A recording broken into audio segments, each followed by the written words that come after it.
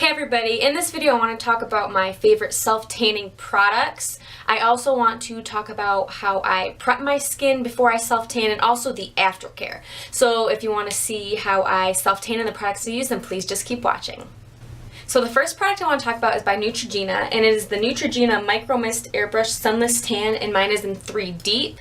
I've been using this self-tanner now for, I would say, a little over a year, and it is one of my favorites mostly because you don't have to rub in at all. And right now I use this on my back and also on my neck, just because back's hard to reach with lotion, so this just makes it really simple. The next product I want to talk about is the one I use almost every time that I do self-tan, and is by Banana Boat. It is the Summer Color Self-Tanning Lotion, and mine is in deep dark color. It says it's streak free, but you still need to be very careful when applying this. This does not turn me orange at all like some self-tanners that I've used in the past. I'm not sure if you will be able to see it or not, but it is not an orangey lotion like I have seen other self-tanners. Next, I want to talk about what I use for my face to self-tan. This is by Jergen. It is the Natural Glow Daily Facial Moisturizer, and mine is the medium to tan skin tone one, and this is just for the face.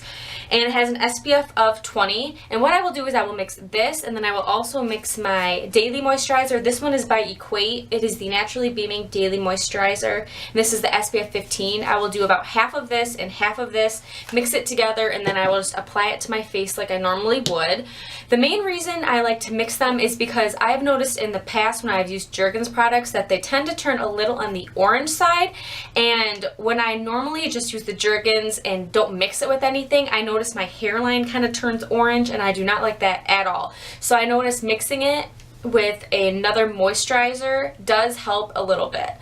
Okay, next I want to talk about how I prep my skin before self-tanning. So this is the exfoliator that I use. It is by Tree Hut. It is the Shea Sugar Body Scrub, and mine is in Coconut Lime. And I will sort of show you what it looks like. Just an ordinary scrub. I'm not sure if you can even really see that.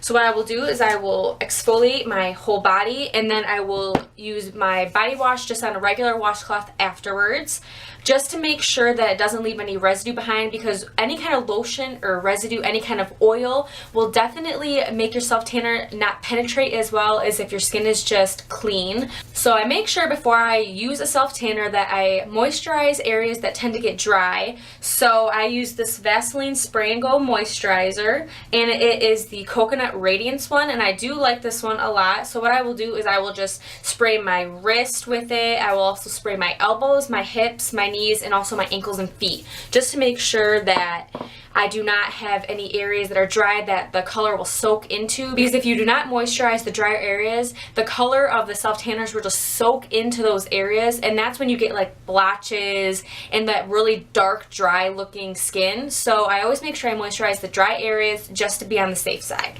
Now I do want to say, when I apply self-tanner, I have used the mitts before, and right now I just use my hand. I just make sure that I close it really tight, and then around my wrist or any other areas I want to be very careful with, I will just use my palm sort of like this and just go around it very carefully.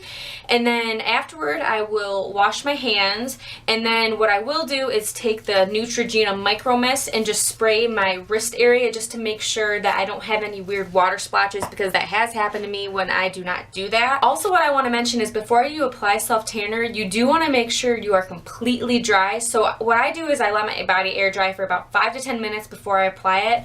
Also, when I apply self-tanner, I start from my legs and then work my way up. Once you get creases that it's very hard to get rid of, so just by starting at the bottom of your body and working your way up, you have a better chance of not creasing so much.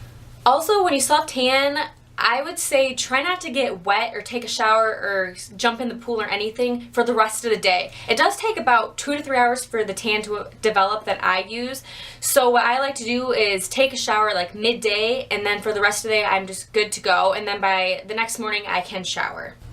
Now all the self-tanners I use are from the drugstore. The Neutrogena one I want to say was around $8. The Banana Boat one was around $7, and then the Jergen's face one was around $9 to $10. So I would definitely recommend all of them. I think they're great products. They don't turn me orange personally. Now that's just speaking for myself. I can't say that for anybody else. but I do really enjoy them, and lasting 4 to 7 days, I think that they are pretty good products. So I will do it once to twice a week, just depending on how the self tanner is looking, and you really can start noticing when it's starting to fade. So I will just repeat the whole process. I will exfoliate, do that whole thing once or twice a week, and then just be done with it. If you have any questions or comments, just feel free to leave them in the comments below, and I will answer any questions that you have, or if you have any self tanners that you want to recommend, please just leave it in the comments and I will look into it. So thank you so much for watching and have an awesome day. Bye guys.